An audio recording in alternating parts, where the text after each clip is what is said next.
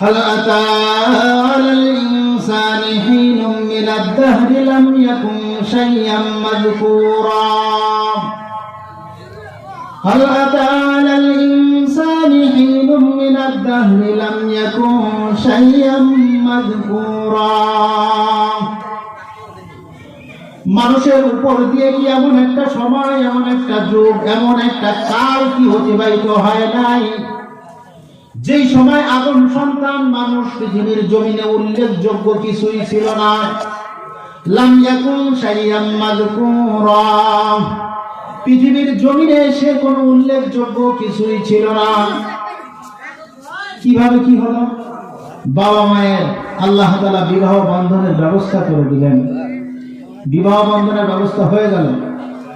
বিবাহের মাধ্যমে বাবা মায়ের মিলনের মাধ্যমে বিবাহ করলে এরপরে মিলনের মাধ্যমে আপনার আমার অস্তিত্ব আল্লাহ তাআলা এই দুনিয়ার জমিনে প্রেরণ করেছেন, দুনিয়ার জমিনে দিয়েছেন অস্তিত্ব। এক সময় আপনার আমার কোনো অস্তিত্ব পৃথিবীর জমিনে ছিল না। প্রিয় উপস্থিতি, আবার কিছুদিন পরে এমন একটা সময় আপনার আমার থেকে অতিবাহিত হবে, আসবে, যেই সময় আপনাকে আমাকে এই দুনিয়ার জমিন থেকে চলে যেতে হবে। যদিও আপনি আমি চাই অথবা না চাই, আপনাকে আমাকে যেতেই হবে। কথা বলেন ঠিক কিনা? আচ্ছা, কেউ যদি এই কথা বলে যে না আমি এই পৃথিবী থেকে যাবই না, তাহলে তার এই কথা কি আমরা কি কেউ যাদের বেরেন ঠিক আছে কোন মানুষকে এটা কি বিশ্বাস করতে পারে? আপনার আমার পরিধি কতটুকু? আপনি আমি না এলাকার কোন চেয়ারম্যান, না কোনো আমার দেশের এমপি, না কোনো প্রধানমন্ত্রী। এমন এমন মানুষ, দাদা বাচ্চা পৃথিবীর জমিন থেকে অতিবাহিত হয়ে গিয়েছে, যারা পুরা পৃথিবীর জমিন শাসন করেছিল। শুধু বাংলার জমিন নয়, বাংলার জমিনের আয়তন পরিধি আর কতটুকু?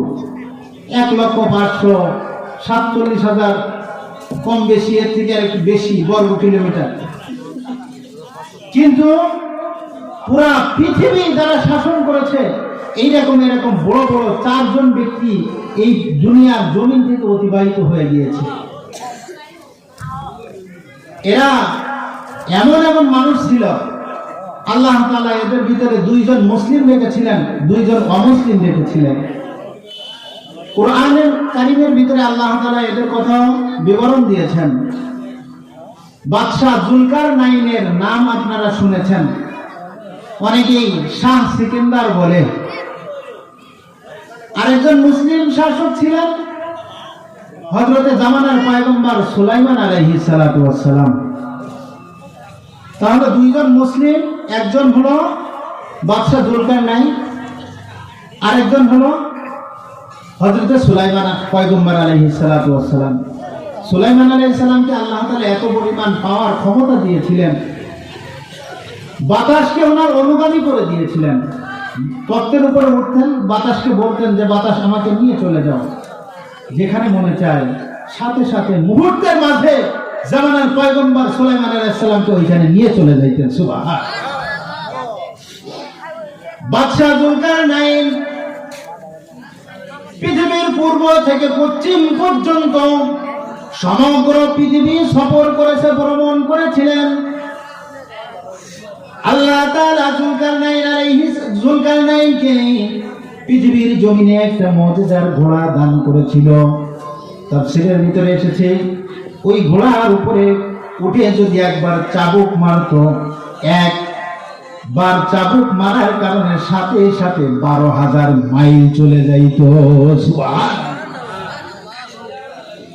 এই বাদশাহ জুলকারনাইন এতদিন পর্যন্ত পৃথিবীর জমিনে রাজত্ব করল। আল্লাহ তাআলা জুলকারনাইনকে দীর্ঘ হায়াত দিয়েছিল। এক রাতে এসেছে 1600 বছর যাবত উনি পৃথিবীর জমিনে বেঁচে ছিলেন।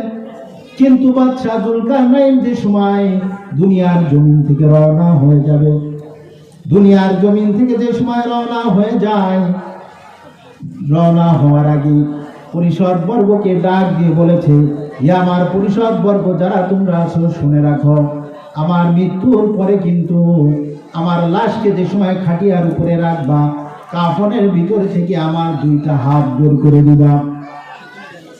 হাত বের করে দিয়ে জানাজার খাটিয়াটা তোমরা কাঁধে করে নিয়ে ওয়াইদা হামালতা আলাল কুবুরি জানাজাতান ফালাম বিআন্নাকা বাদাহা মাহমুলু। যে সময় আমার জানাজার খাটিয়াটা কাঁধে করে নিয়ে তোমরা রওনা হইবা, পুরা বিশ্ববাসীকে দেখাইবা শাহ সিকান্দার জুলকারনাইন পুরা পৃথিবীতে রাজত্ব করেছে বটে, কিন্তু মৃত্যুর সময় আজকে খালি হাতে রিক্ত হস্তে রওনা হয়েছে। কিছুইতেই সে নিয়ে যেতে পারে নাই, খালি হাতে কবর দেশে একা একা রওনা হয়েছে। তার সাথে এত সভাসদ ছিল, এত বাহিনী ছিল, এত পুলিশ, আর্মি, বিডিআর, র্যাব, এত বড় বড় সৈন্য বাহিনী ছিল, কিন্তু কোন সৈন্যবাহিনী তার সাথে যায় না। জুলকারনাইন একা একা জানাজার খাটিয়ার উপরে উঠে রওনা হয়েছে। তারপরেও দুইটা হাত দেখা যায় কাফনের থেকে বের করা, খালি হাতে রওনা হয়েছে। প্রিয় উপস্থিতি, যেটা বোঝাইতে চাইতেছিলাম, বিবেকের কাছে একটু প্রশ্ন করা দরকার। আপনি আমি দুনিয়ার জমিনে এখন আছি, কিছু সময় এমনও হতে পারে এই মাহফিলের ময়দানে আমি যে কথা বলতেছি পরের কথা বলতে পারবো কিনা কোনো গ্যারান্টি নাই। কত মানুষ চলে গেল দুনিয়ার জমিন ছেড়ে, মাত্র 16 বছর 17 বছর যুবক, টকবকে যুবক, যার কারণে পুরা এলাকা গরম থাকতো, কিন্তু এই সমস্ত যুবকেরা দুনিয়ার জমিন ছেড়ে চলে যায়। এই সমস্ত যুবকেরাও চলে যায়, মুরব্বীরাও চলে যায়, ছোট বাচ্চাও চলে যায়, এমনকি মায়ের পেট থেকে ছোট বাচ্চা মৃত্যু দুনিয়ার জমিনে আসে। এমন আসে না? আসে না? বলেন তো। প্রিয় উপস্থিতি, আপনাকে আমাকেও চলে যেতে হবে দুনিয়ার জমিনে, চিরস্থায়ী থাকা যাবে না। এই দুনিয়ার জমিনে কোনো জিনিস চিরস্থায়ী নয়, প্রত্যেক জিনিসের একদিন না একদিন অবসান হয়ে যাবে। প্রত্যেক জিনিসকে, যাদেরকে একবার আল্লাহ তাআলা জান দিয়েছেন, হায়াত দিয়েছেন, দুনিয়ার জমিন থেকে তাকে একদিন না একদিন চলে যেতেই হবে। আল্লামা হাফিজ রহমতুল্লাহ আলাইহি বড় একজন বুজুর্গ ছিলেন, নিজেকে নিজে নসিহাত করতেছে।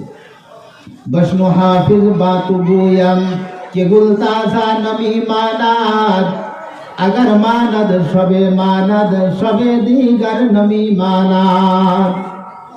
बशनु हाफिज बात गोयम के गुलताजा नमी मानाद, अगर मानद सबे दीगर नमी मानाद। हमेशा इज्जत मेहमा बैखाना नमी मानाद, अगर मानद सबे दीगर नमी मानाद। हिजाबे नौ अनुसादर शबे मानाद, हिजाबे नौ अनुसारा शबे दीगर नमी मानाद, अगर मानद शबे दीगर नमी मानाद। আল্লামা হাফিজ রহমাতুল্লাহ আলাইহি বহুত বড় একজন বুজুর্গ ছিল, নিজেকে নিজেই নসিহত করতেছে।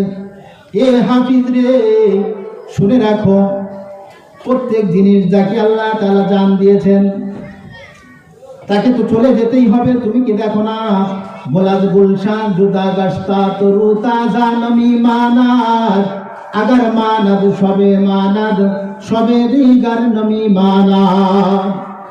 গাছের ভিতরে যদি লেগে থাকে গোলাপ ফুল, শিউলি ফুল, বেলি ফুল, পদ্ম ফুল, বিভিন্ন ধরনের রং বেরঙের ফুল যে সময় বাগানে ফুটে কত সুন্দর দেখা যায়, সুঘ্রাণ, ঘ্রাণগুলো অনেক সুন্দর। এই ফুল কিন্তু চিরস্থায়ী বাগানে তাজা থাকে না, একদিন না একদিন 2-4 দিন যাওয়ার পরে গাছ থেকে ওই ফুলকে ঝরে পড়তে হয়। তোমাকেও ঠিকই দুনিয়ার জমিন থেকে একদিন চলে যেতে হবে রে হাফিজ। এই দুনিয়ার জীবনে তুমি চিরস্থায়ী থাকতে পারবা না।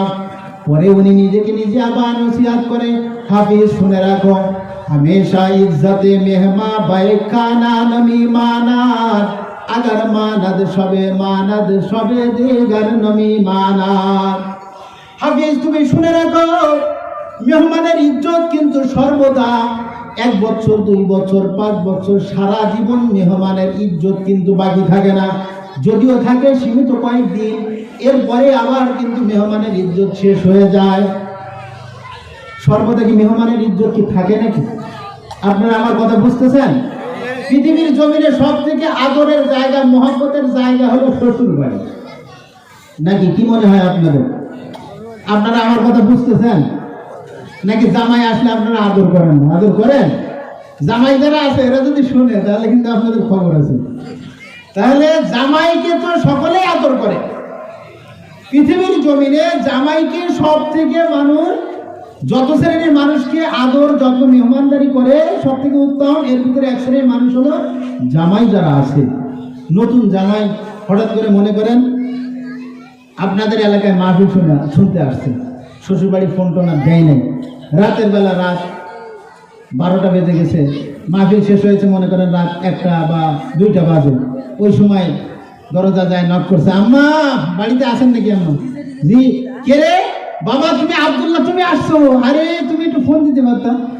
কয় না রে মা, আমি তো আসতে চাইনি, হঠাৎ করে গাড়ি একটা পেয়ে গেছি, এতে আসছে আপনাদের এলাকার মাহফিলটা শুনতে। কয় তাই? বেশ ভালো কথা বাবা, তুমি আসো, ভিতরে আসো তাড়াতাড়ি।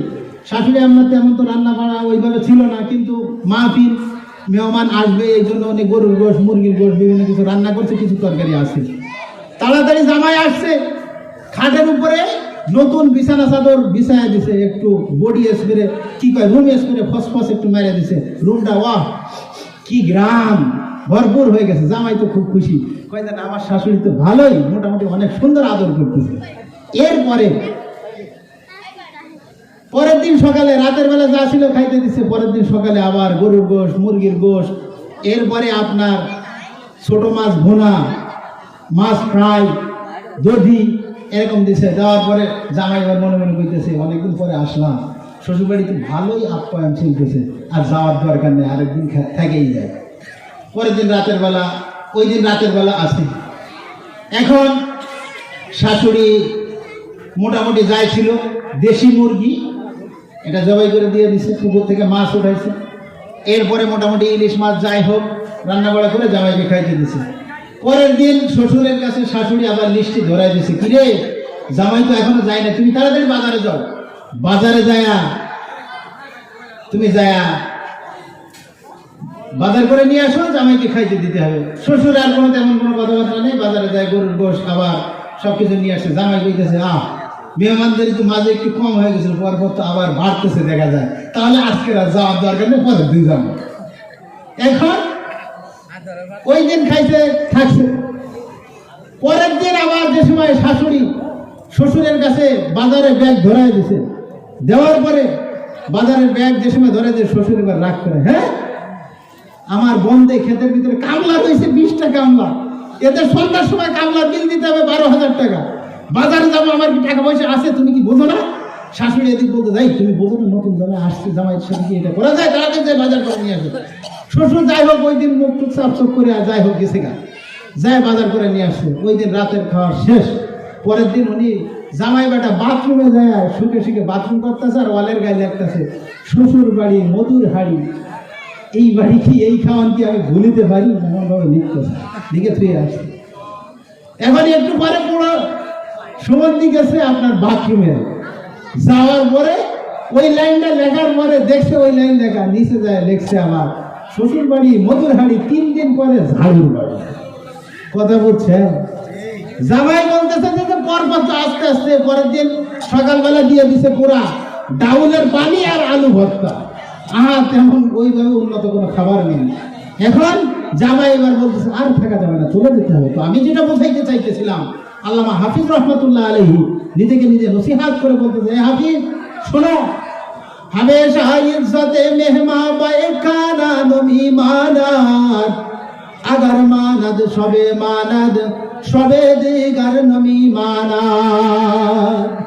হাফিজ রে, সর্বদা কিন্তু মেহমানদারি লাগাতার কিন্তু উন্নত ভালো ব্যবস্থা থাকে না, থাকলেও কিছুদিন থাকে, কিছুদিন পরেই কিন্তু আবার শেষ হয়ে যায়। হাফিজ তোমাকে আরেকটা নসিহত করি শোনো, হিজাবে নও আরুসার দর, হিজাবে নও আরুসারা সবে দেগার নমি মানাদ, আগার মানাদ সবে দেগার নমি মানাদ।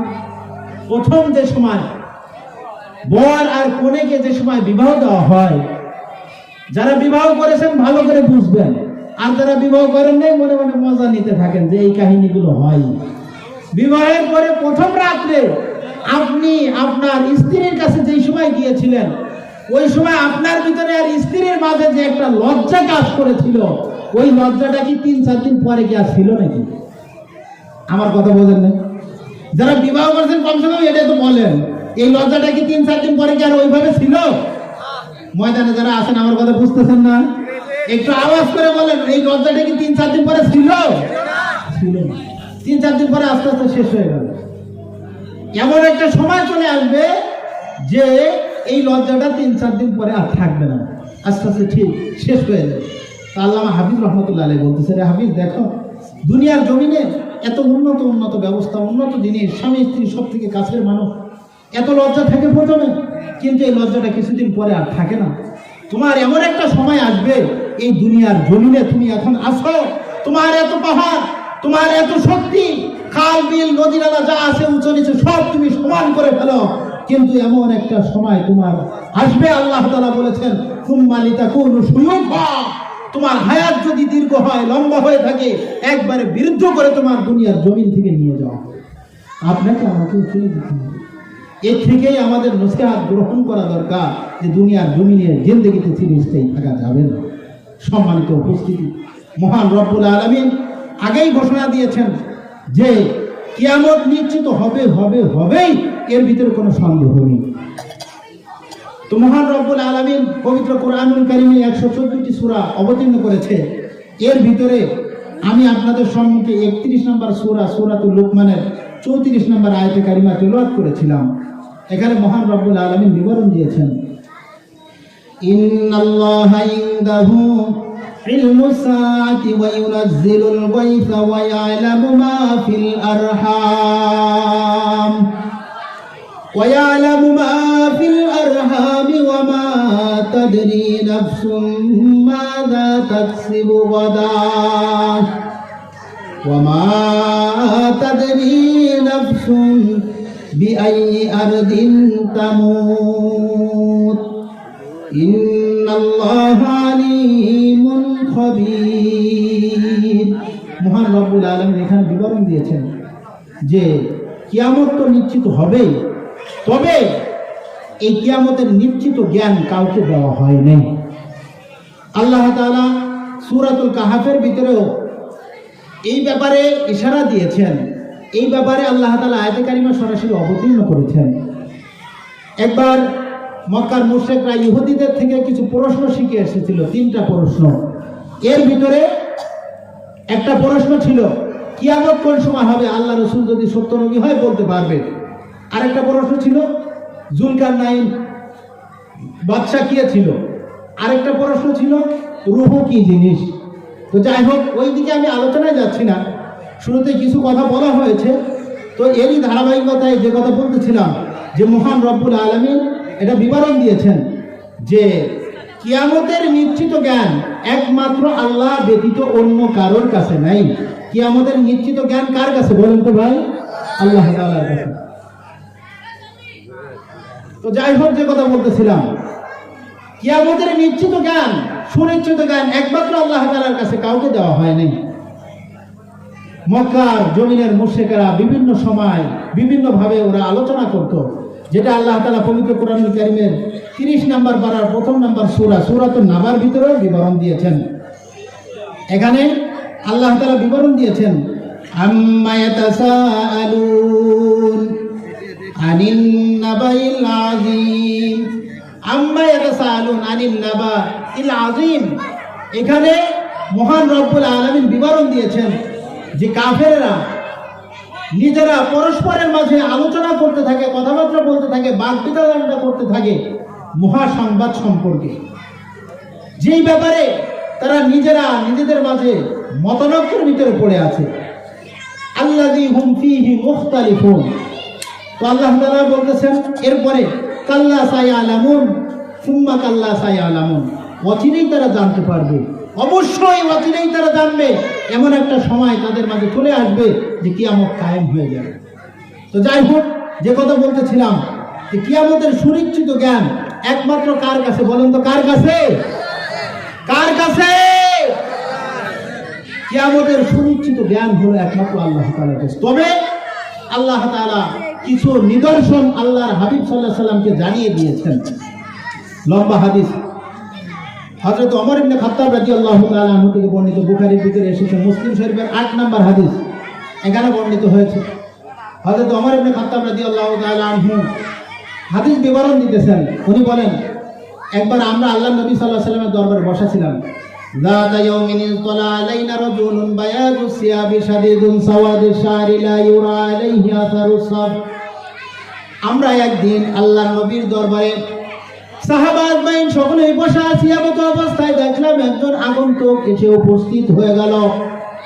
আগন্তুকের চেহারা অনেক সুশ্রী, অনেক সুঠাম দেহের অধিকারী, দাড়ি চুলগুলো কালো কুচকুচে, চেহারা অনেক সুন্দর, সুঠাম দেহের অধিকারী যুবক আল্লাহর নবীর দরবারে এসেছে। আসার পরে হাত্তা জালাসা ইলান নবী সাল্লাল্লাহু আলাইহি ওয়াসাল্লাম, আল্লাহর নবীর দরবারে সরাসরি বসে গিয়েছে। ফাসনাদা রুকবাতাইহি ওয়া ফাওয়াদা কাফাইহি আলা ফাকিজাইহি, ফাসনাদা রুকবাতাইহি ইলা রুকবাতাইহি ওয়া ওয়াদা কাফাইহি আলা ফাকিজাইহি, নিজের হাঁটু আল্লাহর নবী সাল্লাল্লাহু আলাইহি সাল্লামের হাঁটু মুবারকের সাথে মিলিয়ে দিলেন। তাশাহুদে সূরাতে বসে গিয়েছেন, নিজের হাতটা রানের উপরে রেখেছেন। দুই রিওয়ায়াত এসেছে, আরেক রিওয়ায়াতে বলেছেন যে না, নিজের রানের উপরে রেখেছেন। এরপরে নিজে প্রশ্ন করে, ইয়া মুহাম্মদ আখবিরনি আনিস সাআহ, ইয়া মুহাম্মদ আখবিরনি আনিল ইসলাম, ইয়া মুহাম্মদ তুমি আমাকে ইসলাম সম্পর্কে সংবাদ দাও। আল্লাহ নবী বললেন, দ্বিতীয় নম্বরে বললেন ঈমান সম্পর্কে সংবাদ দাও বললেন, তৃতীয় নম্বরে বললেন আমাকে ইহসান সম্পর্কে সংবাদ দাও বললেন। এরপরে আরেকটা প্রশ্ন করলেন, আখবিরনি আনিস সাআহ, তুমি আমাকে কিয়ামত সম্পর্কে একটু সংবাদ দাও। আল্লাহর নবী প্রতি উত্তরে ডাক দিয়ে বলেন, মাল মাসউল আনহা বিআলামা মিনাস সাইল, হে আগন্তুক, কিয়ামত সম্পর্কে আমার কাছে জিজ্ঞাসা করেছো, তো এই কিয়ামত সম্পর্কে তুমি প্রশ্নকারী যা জানো আমিও উত্তরদাতা ওই একই রকম জানি। তারপরে বলতেছেন না আমার ইহা, এর কিছু নিদর্শন বলেন। এরপরে আল্লাহর নবী সাল্লাল্লাহু আলাইহি ওয়াসাল্লাম বলেন, আনতালিদাল আমাতু রাব্বাতাহা। আর আল্লাহর নবী সাল্লাল্লাহু আলাইহি ওয়াসাল্লাম বিবরণ দিলেন, কিয়ামতের নিদর্শনের একটা নিদর্শন হলো যে দেখবা কিয়ামতের পূর্বে এমন মানুষের আবির্ভাব হবে যারা সমাজের নিম্ন শ্রেণীর মানুষ ছিল, বাদী টাইপের মানুষ ছিল, এরা নিজের মনিবকে জন্ম দিবে, মানে এরা বড় হয়ে যাবে, সমাজের ভিতরে মানি লোকের মান থাকবে না। এরকম হচ্ছে কি হচ্ছে না? কথা বলেন। সমাজের ভিতরে যারা সম্মানী ব্যক্তি, এদের সম্মান বর্তমান সমাজে হরণ করা হচ্ছে কি হচ্ছে না? জবান তুলে বলেন, হচ্ছে না? হচ্ছে না? আপনারা আমার কথা বলুন। আল্লাহর নবী বলে গিয়েছেন 1500 বছর, প্রায় 1500 বছর আগে, যে কিয়ামতের পূর্বে মানি লোকের মান থাকবে না। এরপরে দেখবা যে কিয়ামতের আরো কিছু নিদর্শন বলে গিয়েছেন, ওয়ায়াতাতাওয়ালুনা ফিল বুনিয়ান, কিয়ামতের পূর্বে দেখা যাবে বিল্ডিং বেড়ে যাবে। আগে 20 বছর আগে আপনাদের এলাকায় বিল্ডিং এর পাকা ঘর, ইটের ঘর এত ছিল? এটা একটা কিয়ামতের আলামত। অন্য হাদিসের ভিতরে আল্লাহর নবী বলেন, কিয়ামতের আরেকটা আলামত হলো যে কিয়ামতের সময় দেখবা যে কিয়ামতের পূর্ব মুহূর্তে মানুষেরা উলামা একরামের কাছ থেকে ফতোয়ার জিজ্ঞাসা করবে না, নিবে না। মানুষেরা ইত্তাখাযুন নাসা, মানুষেরা গ্রহণ করবে। তারা তাদের মাঝে যে সমস্ত নিম্ন শ্রেণীর জাহেল সম্প্রদায়ের মানুষ আছে, জাহেল মার্কা মূর্খ মানুষ আছে, এদের কাছে নিজেরা নিজের মাসআলা মাসাইল জিজ্ঞাসা করে নিজের জিন্দেগিটাও বরবাদ করবে এবং সমাজের ভিতরে কি করবে, এমন একটা অবস্থা হয়ে যাবে নিজে তো মূর্খ, আবার অন্যকে মূর্খ দামি কথাবার্তা শিখিয়ে সমাজের ভিতরে বিপদ আপদ মহামারী রূপে ছড়িয়ে দিতে থাকবে। উলামা ইকরামের থেকে দূরে চলে যেতে থাকবে, হক্কানি উলামা ইকরামকে এইভাবে মানতে থাকবে না। বর্তমান অবস্থা তো এমন হয়েছে, দ্বীনি প্রতিষ্ঠানগুলোর ভিতরে এমন একটা অবস্থা হয়ে গিয়েছে, মাহফিলের প্যান্ডেলে এমন অবস্থা। আগে আপনারা দেখেছেন এই বিগত সরকার যে সময় ক্ষমতায় ছিল, ওই সময় আপনারা সকলেই দেখেছেন যে এমন হয়েছে মাহফিলের প্যান্ডেলে উলামায়ে কেরামকে বেইজ্জতি করা হয়েছে। কথা বলেন ঠিক কিনা? আরে আওয়াজ করে বলেন, কথা বলেন ঠিক কিনা? এরকম বেইজ্জতি করা হয়েছে, উলামায়ে কেরামকে একের পর এক বেইজ্জতি করা হচ্ছে। এটা বুঝতে হবে কিয়ামতের একটা আলামত। উলামায়ে কেরামের যারা বিরোধিতা করে, বিদ্বেষ পোষণ করে এদের সাথে, বুঝতে হবে এদের সমস্যা রয়েছে, জন্মের ভিতরে সমস্যা রয়েছে। আল্লাহ তাআলা সূরা নূনের ভিতরে বিবরণ দিয়েছেন, উতুল্লিম বাদা যালিকা জামিম, এরা হলো যার সন্তানের অন্তর্ভুক্ত। আপনি ঠিক বললেও ঠিক, না বললেও ঠিক। একবার ইমামে আযম আবু হানিফা রাহমাতুল্লাহ আলাইহির সম্মুখে একটা ছোট বাচ্চা তার কিশোর বয়সে পা দিয়েছে। ওই বাচ্চাটা বেয়াদবি করেছে। বেয়াদবি করার কারণে ইমামে আযম আবু হানিফা রাহমাতুল্লাহ আলাইহি বলেছেন, তোমরা খবর নিয়ে দেখো এই সন্তানটা হলো জারর সন্তান। বাস্তবিক পক্ষে খোঁজ নিয়ে দেখা গেল ওই সন্তানটাই হলো অবৈধ সন্তান, জারর সন্তান। ইমামে আযম আবু হানিফা রাহমাতুল্লাহ আলাইহিকে জিজ্ঞাসা করা হলো, কিরে হুজুর, আপনি জানেন কি করে এই সন্তানটা জারর সন্তান? আপনি কি একে চিনেন? কইরে না রে, চিনি না, কিন্তু শুনে রাখো, উলামায়ে কেরামের সাথে কখনো যারা হালাল জাদা বাবা মায়ের বৈধ সন্তান কখনো বেয়াদবি করতে পারে না। যার কারণে এই সন্তান বেয়াদবি করেছে, আমি বুঝেছি এই সন্তান কোনো বৈধ সন্তান না, জারর সন্তান। ভালো করে বুঝতে হবে, বর্তমান জামানায় এমন একটা পরিস্থিতি বর্তমান সময়ে আমাদের মাঝে বিরাজ করতেছে। আমাদের মাঝে ইশারের আগে পরে মিলিয়ে কিছু আলোচনা করেছিলেন মুফতি বেলাল হুসাইন সাহেব, হুজুরও কিছু কথা বলেছে। বর্তমান সময়ে দাওয়াতে তাবলীগ নামক নিয়ে যে দাওয়াতে তাবলীগ নিয়ে যে একটা বিভক্তি হয়ে গিয়েছে। এক পর্যায়ে একদিকে কিছু মানুষ সাদ সাহেবের অনুসরণ করতেছে, কিছু মানুষ বাংলাদেশের ভিতরে শূরা সদস্য রয়েছে 6 জন, এর ভিতরে উলামায়ে কেরাম 4 জন একদিকে রয়েছে, বাকি 2 জন আরেকদিকে। আর দেশের সমস্ত উলামায়ে কেরাম, বিশ্বের ভিতরে সিংহভাগ সকল উলামায়ে কেরাম একদিকে না। সাদ সাহেব গুমরাহ হয়ে গেছে, তাকে মানা যাবে না। হ্যাঁ, তার ওই গুমরাহি থেকে যদি ফিরে আসে আবার আহলান সাহলান মারহাবা জানিয়ে আমরা তাকে গ্রহণ করতে পারি। এই বিদ্বেষমূলক ফতোয়া দেওয়ার কারণে তাকে গ্রহণ করা যাবে না। এটা উলামায়ে কেরাম সর্বসম্মতি মত গ্রহণ করেছে, উলামায়ে কেরামের ইজমা হয়ে গিয়েছে। তারপরেও কিছু মানুষ সাদ সাহেবের অনুসরণ করতে যে নিজের ঈমান আমলের কথা দাওয়াত দিতেছে, ঈমান আমলের মেহনতের কথা বলে দাওয়াত দিতেছে মানুষকে, অথচ নিজের ঈমান আমলকে ধ্বংস করে দিয়েছে।